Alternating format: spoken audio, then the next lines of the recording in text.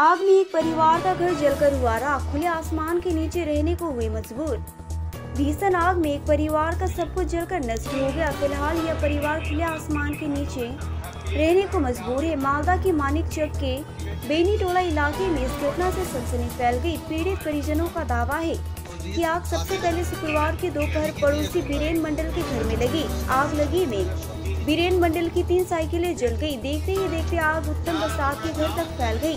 कुछ देर बाद आग धधकने लगी। उत्तम बसाक के 2 घरों में भीषण आग लग गई। आग लगने से 2 कमरों का फर्नीचर, कपड़े, जरूरी कागजात व अन्य कीमती सामान जलकर राख हो गए। प्रभावित परिवार का दावा है कि कुल मिलाकर लाखों रुपए का नुकसान हुआ है। काफी प्रयास के बाद स्थानीय लोगों के हस्तक्षेप से आग पर काबू पाया गया। इधर आग लगी की सूचना मानिकचक थाने की पुलिस को दे दी गई है। पुलिस इसकी जांच कर रही है। प्रखंड प्रशासन ने पीड़ितों की मदद के लिए हाथ बढ़ाया है।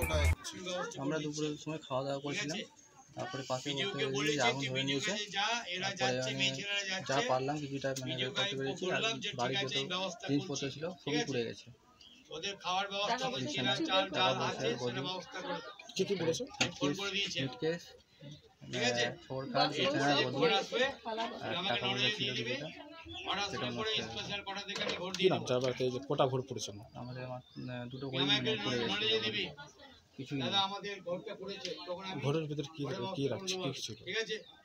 এই মানে বাড়ির যাবতীয় জিনিসপত্র ছিল, মিটকেস ছিল, বিছানা ছিল, গদি ছিল আর টাকা পয়সা ছিল আর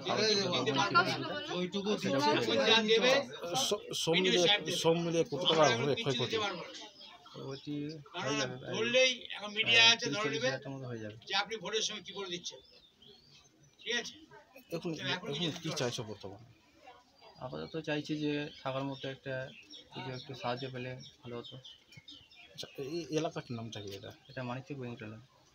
ঠিক আছে, তোমার নাম? আমার নাম শান্ত কুমার বসাক। বাবার নাম? কুমার বসাক।